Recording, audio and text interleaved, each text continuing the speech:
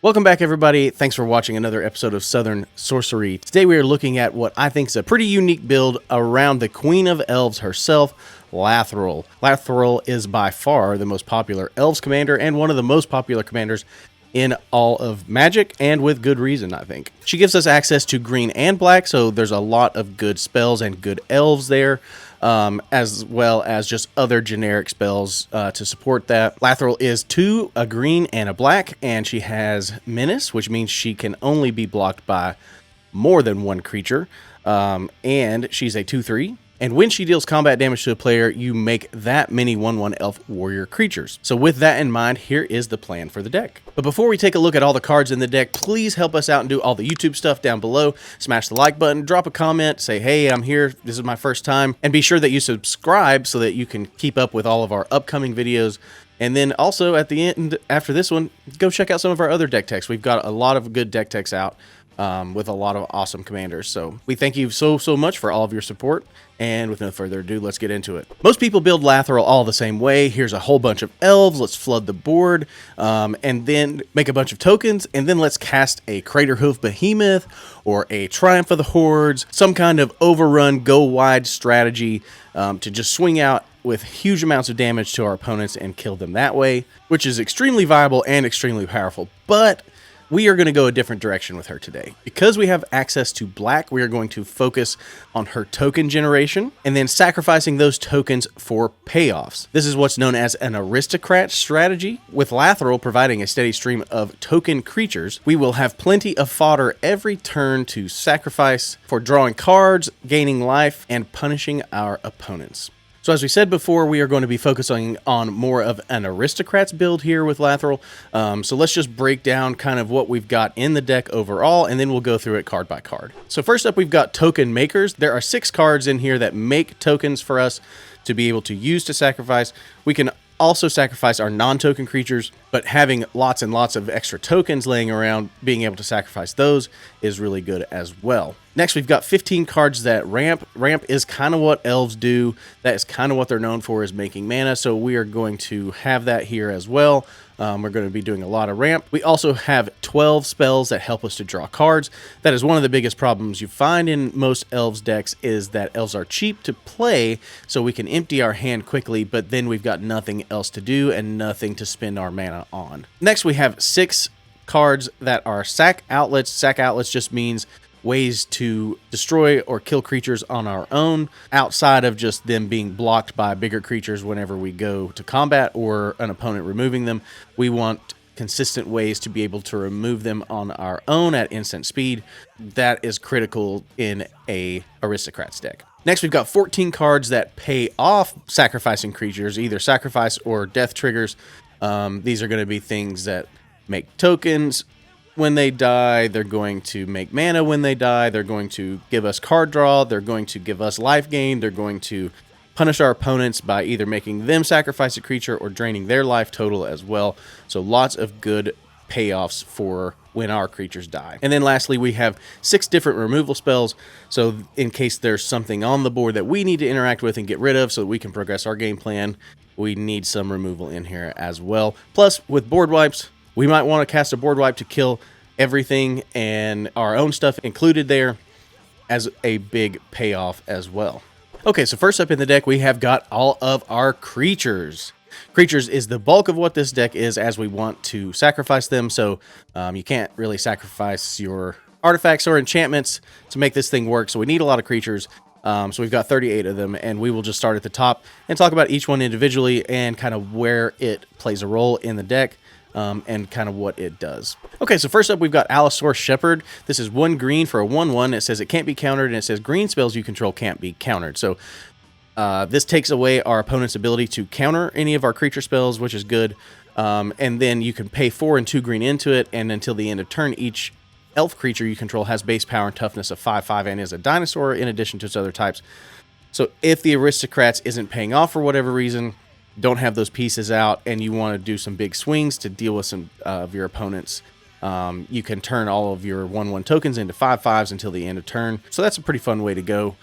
Next up, we've got Beast Whisperer. It's 2 and 2 green, and it says whenever you cast a creature spell, draw a card. So this is a huge huge draw engine for us. Again, we've got 38 creature spells in the deck, so over a third of the deck is creatures, and every time we cast one, we'll be able to draw a card. Next up, we've got Blood Artist. This is 1 and a black for a vampire, and it says whenever Blood Artist or another creature dies, target opponent loses 1 life, and you gain 1 life. So you can decide which opponent you want to ping for 1.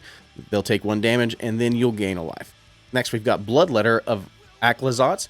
This is a vampire demon, and it says if an opponent would lose life during your turn, they lose twice that much life instead. So now when a creature dies and you have a Blood Artist trigger, it's going to deal 2 damage instead of just 1. Next, we've got a sack outlet here. This is Braids Arisen Nightmare. It's 1 black for a nightmare.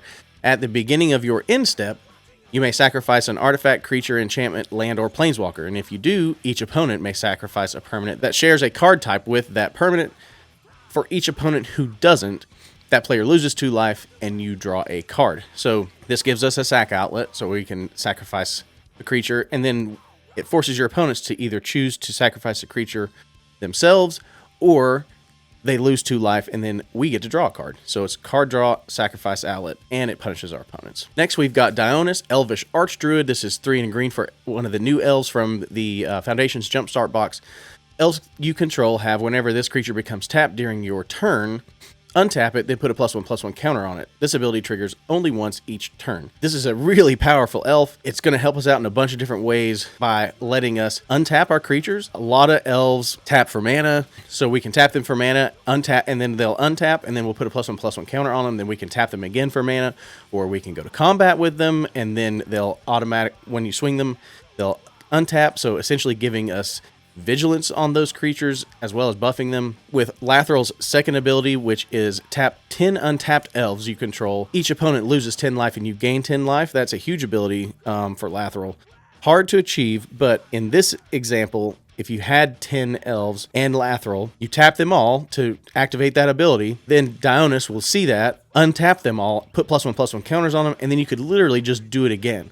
So you could tap them all, you gain 10 life, each opponent loses 10 life, they untap, you tap them again, each opponent loses 10 life, and you gain 10 more life. That's bonkers. So really good in this deck, really good with elves, absolutely crazy brand new card from Foundations. Next we have Dwynen's Elite. It's 1 and a green for a 2/2, and it says when it enters, if you control another elf, create a 1/1 elf warrior token. So another way to make elves. Then we have Elves of Deep Shadow. This is a green, and it will tap for a black, and it deals 1 damage to you. So a mana dork that makes black mana. We also have Elvish Archdruid. This is 1 green for a 2/2. It says other elves you control get +1/+1, and then you can tap and add green for each elf you control. So big mana there. Elvish Harbinger comes in. Elvish Harbinger is 2 and a green, and when it comes into play, you can search your library for an elf card, reveal it, and then put it back on top of your library. So it goes and tutors up an elf for you. A lot of the time I end up getting Beast Whisperer just for the card draw. There's lots of great options here. And then also we'll tap for 1 mana of any color. And then we have Elvish Mystic. It is 1 green and it will tap for a green. We have Elvish Warmaster. This is 1 and a green. Whenever 1 or more other elves enter the battlefield under your control, create a 1/1 green elf warrior creature token. This only triggers once per turn. So once a turn, Elvish Warmaster can make a token for us if we have another elf enter the battlefield that turn. He also has a secondary ability to pay 5 and 2 green into him, and elves you control get +2/+2 and gain Death Touch until the end of turn. So again, if the Aristocrats isn't online for whatever reason and you have the mana, you can pay to pump these up, pay to pump up your elves, and then you can swing out with them, giving them Death Touch, which of course decentivizes your opponents from blocking because they aren't going to want to lose those blockers. Next we have Falconwrath Noble. It's 3 and a black for a vampire noble, has flying. Whenever it or another creature dies, target player loses 1 life and you gain 1 life. Then we have Fyndhorn Elves, a single green, and it taps for green. We have Glissa Sunslayer for 1 black-green. It's a zombie elf, a Phyrexian zombie elf, and it says it has first strike and Death Touch, and whenever it deals combat damage to a player, you can choose one. You can draw a card and lose 1 life. You can destroy target enchantment, or you can remove up to 3 counters from a permanent. So you can get rid of some counters off of something if you want. Then we've got Llanowar Elves. It's 1 green and it taps for a green. We've also got, this is a fun one, Massacre Worm. It's 3 black. So a little expensive, but when it enters, creatures your opponents control get -2/-2 until the end of turn. And whenever a creature an opponent controls dies, that player loses 2 life. So Massacre Worm is going to demolish other like token boards, other token decks. It's going to do some serious damage. And then, of course, as it sits around and creatures' opponents, whenever creatures' opponents control die, they're going to lose 2 life. So a good time to cast a board wipe with Massacre Worm out. Next, we have Miara, Thorn of the Glade. For 1 and a black, it's an elf scout. And it says whenever it or another elf you control dies, you may pay 1 and 1 life. And if you do, draw a card. Then we've got Mirkwood Bats. This is a fun card from Lord of the Rings. It's 3 and a black, has flying. Whenever you create or sacrifice a token, each opponent loses 1 life. So that is also very fun. We've got Morbid Opportunist for 2 and a black. It's a human rogue. Whenever 1 or more other creatures die, draw a card. This ability triggers only once each turn. Notably, though, it's not limited to your turn. So if creatures die on our opponent's turns, we'll draw cards then as well. Then we have Nadier's Nightblade for 2 and a black. It's an elf warrior. Whenever a token you control leaves the battlefield, each opponent loses 1 life and you gain 1 life. So, again, paying off all of the tokens that we are wanting to sacrifice, as well as things like treasures. Then we've got Poison Tip Archer, 2 black-green, has reach and death touch, and then whenever another creature dies, each opponent loses 1 life. Again, notably, that's any other creature, each opponent loses 1 life. So even when their own creatures die, they'll lose 1 life. Next, we've got Priest of Titania. It's 1 and a green, and it taps for green for each elf that's on the battlefield, including opponents' elves as well. Then we've got Realm Walker for 2 and a green. It has Changeling, so it is by default an elf. When it enters a battlefield, you choose a creature type, so you'll choose elves. And then you may look at the top card of your library anytime, and you can cast creatures of the chosen type from the top of your library. So just giving us a little card advantage.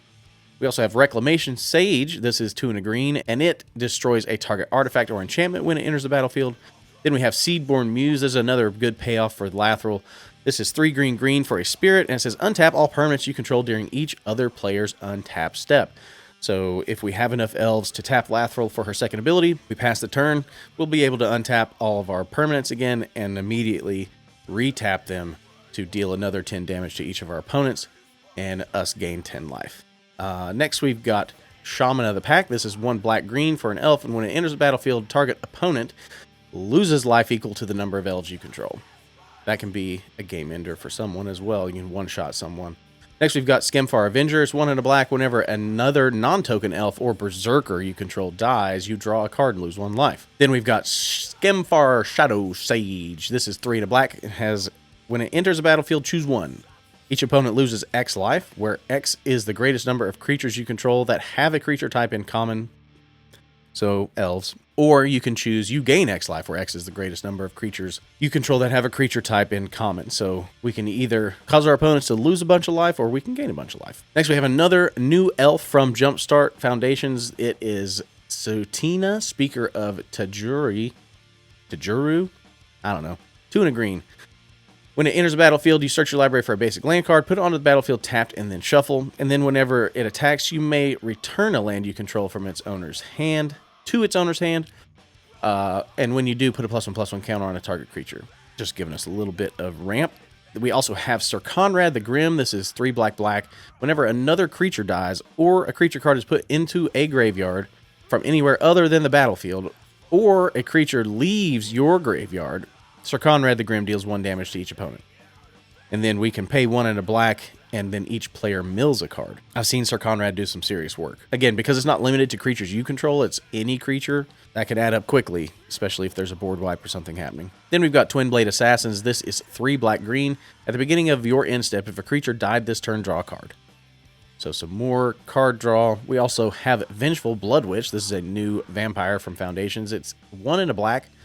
Whenever this creature or another creature you control dies, target opponent loses 1 life and you gain 1 life. We also have Veto, Thorn of the Dusk Rose. Whenever you gain life, target opponent loses that much life. And then you can pay 3 black into him, and creatures you control gain lifelink until the end of turn. So a good way to gain some life if we need to do that. Next, we've got another newer card. This is from Modern Horizons 3. It's Warren Soul Trader. It is 2 and a black for a zombie goblin wizard. I can pay 1 life and sacrifice a creature to make a treasure token. That's going to pair well with something like Mirkwood Bats. Next, we've got Wirewood Channeler. It's 3 and a green for an elf that says add X mana of any one color to your mana pool, where X is the number of elves in play. So that's nice because a lot of our elves only tap for green, so you can choose black with Wirewood Channeler. We've also got Wood Elves. It's 2 and a green. When it enters a battlefield, you will search your library for a forest card, put it onto the battlefield, and then shuffle. So notably, it does come in untapped, which is nice. We also have Zulaport Cutthroat. Our last creature is 1 and a black, and whenever it dies or another creature you control dies, each opponent loses 1 life, and you gain 1 life. So again, a lot of that kind of text spattered all throughout our creatures. All right, so moving on, we've got some sorceries next. We've got Blasphemous Edict. This is a new board wipe. It's very good. You can pay 1 black rather than pay this spell's mana cost if there are 13 or more creatures on the battlefield. Each player sacrifices 13 creatures of their choice. Notably, we like the fact that it says sacrifice, because there are some of our cards that specifically say sacrifice a creature. When we sacrifice a creature, we get to pay off, as opposed to just die. But sacrifice also means die, so it will check both of those boxes. Also, being able to play this for a single black mana is kind of crazy. We've also got a good token maker here. We've got Elvish Promenade. It's 3 and a green. It says create a 1/1 green elf warrior token for each elf you control. This is a really good way to surprise people with that Lathril ability. You've got 4 or 5 or 6 elves out. You cast this, you make those extra 5 or 6 elves, giving you the 10 that you need. The nice thing about that Lathril second ability is it doesn't matter if they have summoning sickness or not, because they don't need it. Lathril is what is tapping them, so they don't need to tap on their own. So you cast this, get the elves, bam, hit somebody with, you hit the table with that, everybody loses 10 life, you gain 10 life. Super good. Next, we've got Feed the Swarm. It's a sorcery that says destroy target creature or an enchantment, and then you lose life equal to that permanent's mana value. We also have another good card draw card here. It's Pact of the Serpent, 1 black. It says choose a creature type, target player draws X cards and loses X life, where X is the number of creatures they control of the chosen type. Moving on, we've got some instants as well. We have got some more removal here. We've got Assassin's Trophy, and we also have got Beast Within. Both of these are extremely good removal spells because they both destroy a target permanent. It doesn't have to be creature. It can literally be anything, which is nice. We've also got Elven Ambush. This is 3 and a green. Create a 1/1 green elf warrior creature token for each elf you control. Doing that at instant speed is nice. You can generate some extra blockers if you need to, or you can just create them on your on the player's turn before you on their end step. That way you have them to be able to tap.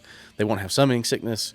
It's just another good way to make a bunch of tokens. We've also got Infernal Grasp. It's 1 and a black and says destroy target creature, and you lose 2 life. And then we also have another fun card draw spell. This is Plumb the Forbidden.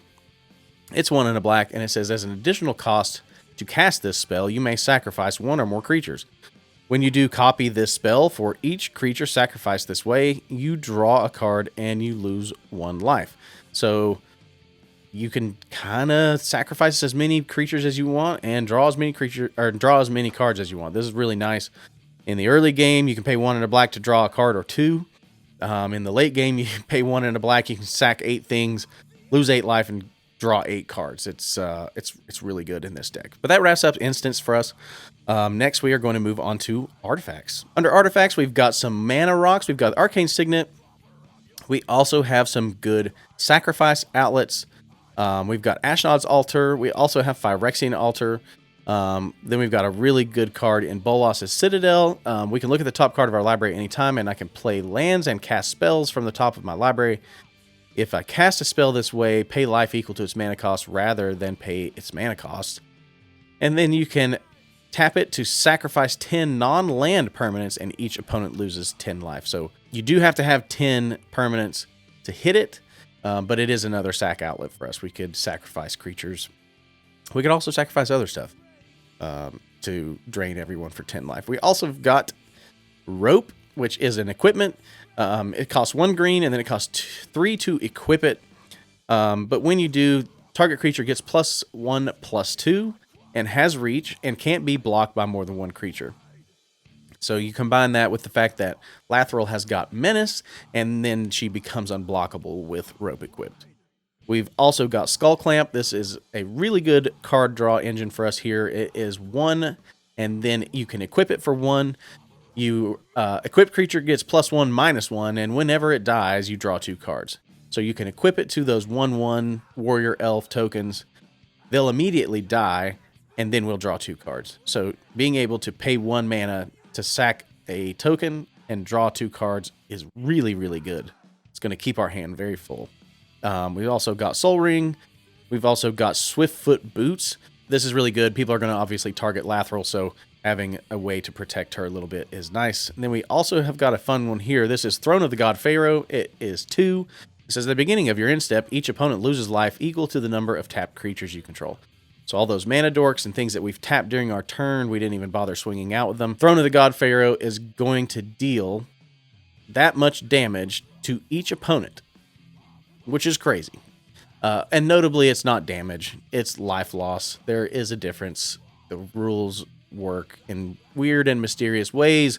I'm no judge, but just know that life loss and damage are completely different. Damage only, the result is the same, loss of life, but they happen differently. I don't know. Next up, we've got our enchantments. We've got some fun ones here. We've got Alpha Authority. This is going to give enchanted creature hexproof and can't be blocked by more than one creature. Again, pairing that with Lathril is going to make her unblockable. We've got Black Market, which is 3 and 2 black for an enchantment that says when a creature dies, put a charge counter on Black Market, and then at the beginning of your first main phase, add that much black mana for each charge counter that's on Black Market. So notably, our creatures or opponents' creatures dying puts the charge counters on Black Market, so it's just a way to sort of bank some mana and pay off creatures dying. We've also got Crown of Skemfar. This one's a fun one. It is 2 green for an aura enchantment, and it says enchanted creature gets +1/+1 for each elf you control and has reach. So this can make Lathril really big. So you pair that with one of the enchantments or equipments that make her unblockable, and you're going to be making a whole bunch of 1/1 elf warrior creatures. The nice thing about this one, too, is even if Lathril gets removed, you can pay 2 and a green and return Crown of Skemfar from your graveyard back to your hand. So that's really nice. Next, we've also got Elder Fang Venom. This is 2 black-green, and it says, attacking elves you control have got Death Touch, and whenever an elf you control dies, each opponent loses 1 life and you gain 1 life. Then we've got Grave Pact. People hate this card. It is 1 and 3 black for an enchantment that says, whenever a creature you control dies, each other player sacrifices a creature. So if you have more creatures than the next guy, you can just sacrifice your creatures, forcing them to sacrifice their creatures. And then they'll be wide open for Lathril to swing in and make more elves. We've also got Guardian Project. This is another really good card draw engine here. Whenever a non-token creature enters the battlefield under your control, if it doesn't have the same name as another creature you control or a creature in your graveyard, you draw a card. And we are going to meet all those requirements with all of our creature spells. Then we've got Moldervine Reclamation. It is also a good draw engine. It's 3 black-green. It says whenever a creature you control dies, you gain 1 life and draw a card. So every time we sacrifice or lose a creature, we gain a life and draw a card. We've also got Parallel Lives. It's 3 and a green. It says if an effect would put 1 or more tokens on the battlefield under your control, it puts twice as many of those tokens onto the battlefield instead. So it's just going to double up our token creation, which is a great way to get more elves out.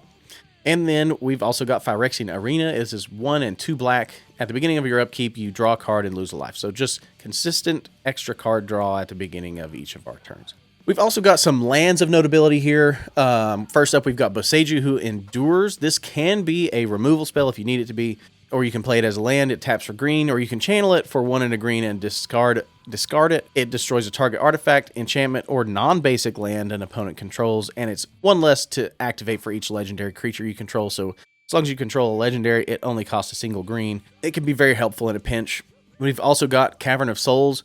When it enters, we choose a creature type, and then we can add mana of any color to cast that creature type, and those spells can't be countered. So it's a good way to get Lathril out onto the board without being We also have Phyrexian Tower. This is nice. We have a sack outlet stapled to a land, so you can tap it, sack a creature, and you can add 2 black mana to your mana pool. So pretty good. Having a sacrifice outlet, an extra sack outlet is always really nice. Sometimes you just need to get rid of something. We've also got Rogue's Passage. Rogue's Passage is really good in a lot of builds where you're trying to get big damage into an opponent. You can pay 4 and tap it, and then a target creature cannot be blocked this turn. So, you know, if we're desperate to make a few elves, we can pay 4 into Rogue's Passage, get Lathril through with unblockable, and then make those extra tokens. And then the last land that I want to talk about quickly is Wirewood Lodge. This one is really good. You can tap it for colorless mana, or you can pay a green and tap it, and then you untap a target elf. So if you need extra mana on a turn, you can untap one of our big time mana dorks like Priest of Titania or Wirewood Channeler. Or we have enough elves out and we want to do the Lathril ability again, we can, you know, untap Lathril, or we swung with Lathril to make some, and then now we want to do the secondary ability, we can do this, untap Lathril, and then, you know, tap the 10 elves and her to deal the damage. The rest of those lands are just going to be generic lands, basic lands, dual lands, whatever. Now that we've looked at the whole deck, let's go ahead and just jump into Moxfield, who we are not sponsored by. Sponsor us, Moxfield. We'll go through a little bit of gameplay just so you guys can see kind of what that looks like. We'll just run through about the first 5 to 6 or 7 turns in Moxfield. Nothing can simulate the interaction that you will have sitting down in an actual pod, but we'll try our best to just kind of show you what the deck does and how it kind of looks. All right, so we'll just walk through this real quick. We've got enough lands here. We've got 3, and then we've got a Wood Elves, which is going to ramp us. We also have Elvish Mystic, which is some ramp. So let's just run it and see what happens. First we'll draw. All right, Bloodletter. Let's go ahead and just play a Forest. We'll tap it to cast the Elvish Mystic. Let's move it up over here, just so we've got it. That'll be our turn 1, so we'll move to turn 2. We've got the Zulaport Cutthroat. Let's go Woodland Cemetery. That gives us 1, a black, and a green. So we can do either Soul Trader next. We could do Wood Elves. We could do Zulaport Cutthroat. Let's go ahead and run with Wood Elves, and then we're going to go get a Forest card and then put that one onto the battlefield. Just run and grab something that says Forest on it that taps for either or, which is nice. We're going to go Overgrown Tomb. We'll go ahead and let that come in tapped. There's nothing that we can do with our remaining 1 mana. Then we'll move to turn 3. At this point, we're going to be able to cast Lathril with no problems at all. So turn 3, Lathril is out. 2, 3, 4. Moving to our next turn. We've got 1, 2, 3, 4, 5. 5 mana. Let's go Zulaport Cutthroat. 1, 2. And then let's go to combat. It's turn 4. Lathril has Menace. We're going to assume that there is at least 1 player in our pod who doesn't have multiple creatures out yet.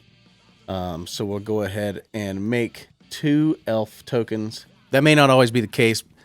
We obviously, again, can't simulate playing against other people, but that's roughly what this is going to look like. In our second main phase, we will tap 3 and we'll cast the Pact of the Serpent. We're going to lose 5 life, but we're going to draw 5 cards. 1, 2, 3, 4, 5, because we control 5 elves. And then go 1, 2, 3, 4, 5. So now we're going to, let's see, we're going to need to discard down. So let's discard Falcon Wrath, Noble, and the Massacre Worm. Those are just 2 bigger spells that we're not going to use right away. So we'll move into our next turn after that. Okay, so for our next turn, let's go a green for Allosaurus Shepherd.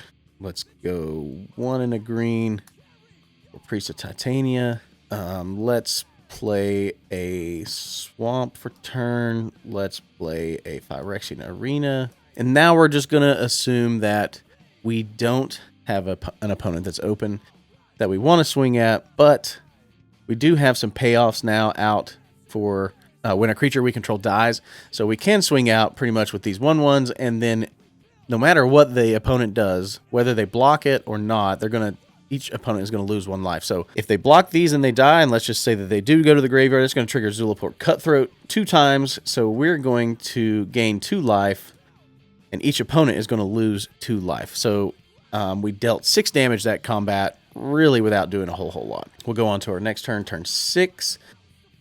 Let's trigger Phyrexian Arena. We're going to lose a life and draw an extra card. That's going to give us Plumb the Forbidden. That's pretty good. Before that, though, let's go ahead and play Yavimaya.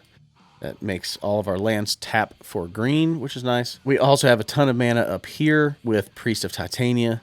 So I want to cast the Bloodletter because that's going to double up any of our damage. So let's do that. Let's go 1 black, black, black, black for the Bloodletter. And then let's tap the Priest of Titania for 1, 2, 3, 4, 5. And then we'll tap the Yavimaya, and we'll pay into Allosaurus Shepherd. We're going to pay in 4 and 2 green. And then until the end of turn, each elf that we control has base power and toughness of 5/5. And becomes a dinosaur. So then we'll just swing out with all of our elves. Lathril is still going to have Menace. So let's just say we swung everything at one player. They can either choose to block Lathril or block something else. This all 5/5s coming their way. Which is good. But let's just say Lathril connects. And so then we'll make 5 Elf Warriors, 2, 3, 4, 5. And with Bloodletter out, that's going to be a whole bunch of damage. So you can see how this kind of starts to run away. Next turn, got a Swamp, and then we'll draw from the Phyrexian Arena. We can play Shaman of the Pack for 1 and a black and a green. That's going to deal 1, 2, 3, 4, 5. 6, 7, 8, 9, 10, 11. It's going to deal 11 damage to a target opponent. We've also got Warren Soul Trader. Let's go ahead and get them out. Let's hold back. Let's tap this instead. I think I want to cast Plumb the Forbidden. Yeah, let's do that. Let's cast Plumb the Forbidden. So a black and a bunch of green. And then in addition to that, so we're going to draw 1, 2, 3, 4, 5. Let's draw 5. So we're going to sack 4 of our Elf Warriors. That's going to trigger Zulaport Cutthroat. So we're going to gain 5 life. 1, 2, 3, 4, 5. Each opponent's going to lose 5 life. And then in addition to that, now we're going to pay 5 life. 1, 2, 3, 4, 5. And then draw 5 cards. 6 total cards. 3, 4, 5. No, it was 4. Just kidding. We sacked 4 tokens. That gives us a whole bunch more to go with. We had 6, 7, 8, 9, 10, 11. We had 11 green floating mana. 10 floating mana. Things get a little out of control once this deck starts going. So we've got 10 green floating mana. So we'll use 2 of it for Arcane Signet, going down to 8. And then what else do we have? We'll play Ashnod's Altar. That's another good one. 3. So we got 5 floating mana left. Let's tap the Signet to cast Nadier's Nightblade. Tapping the Signet for black, so go down 2 more. We've got 3 green mana left. Don't know that there's anything for us to do with the 3 green mana. Let's move to combat. Let's swing everything else out again, because at this point, it doesn't really matter if it lives or dies, because we're going to deal a bunch of damage, and Bloodletter is going to double it up. Pretty fun, pretty cool. We might give it another run through and see what other kind of run through we get. But turn 7, we're kind of running away with it. If someone doesn't deal with us immediately, and again with the Cutthroat out, that's a payoff. Bloodletter is a big payoff. We can also sack to the Warren Soul Trader to make treasures, which is with Nadier's Nightblade out is going to double that up, because Nadier's Nightblade, when a token you control leaves the battlefield, each opponent loses 1 life and you gain 1 life. So let's pay a life, sacrifice the Elf Warrior token that we still had, just for example. We'll make a treasure token from Warren Soul Trader. So now we've got a treasure over here. And then with Nadier's Nightblade, we had a token leave the battlefield this turn, so we're going to gain a life and each opponent is going to lose a life. And then we also now have access to black, so let's cast Feed the Swarm. Let's say we had something that we wanted to get rid of. We're still on our turn. Feed the Swarm's a sorcery, so let's sack the treasure. Again, that's going to trigger Nadier's Nightblade, because a token we control left the battlefield. So you can see now how this starts to add up. If we swing out with Lathril again, we make some more tokens. We sack the tokens to make the treasures. We sack the treasures to make more mana. That ends up being a bunch more damage, and with Bloodletter, because it's our turn, we're doubling it all up. So this thing can run out of control really fast. It's a super fun build, and it's a unique sort of spin on Lathril, outside of just like overrun the board, wait till all the board wipes are done. It's also a unique way to play Elves, because the answer to Elves is generally a board wipe. Now we don't care if there's a board wipe. In fact, we might want to board wipe on our own. So it puts a unique spin on Lathril and a unique spin on ELFBALL. But it's really, really fun. It's a fun way to play. People do not expect this at all when you sit down and tell people you're playing Lathril. They are like, wait, what? So it's just kind of a really fun, unique way to play Lathril.